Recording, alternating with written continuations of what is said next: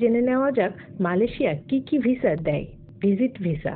মালয়েশিয়ায় ব্যবসায়িক মিটিং, চিকিৎসা অথবা কোনো ব্যক্তিগত কারণে ভ্রমণ করার জন্য ভিজিট ভিসা প্রদান করা হয়। Tourist visa. মালয়েশিয়ায় ভ্রমণ, সাংস্কৃতিক ভ্রমণ বা পারিবারিক অনুষ্ঠানে যোগদানের জন্য ট্যুরিস্ট ভিসা প্রয়োজন। Student visa. মালয়েশিয়ায় শিক্ষার জন্য স্টুডেন্ট ভিসা প্রদান করা হয়। Work permit visa. কাজের জন্য মালয়েশিয়ায় ওয়ার্ক পারমিট ভিসা প্রদান করা হয়। Immigration permit visa.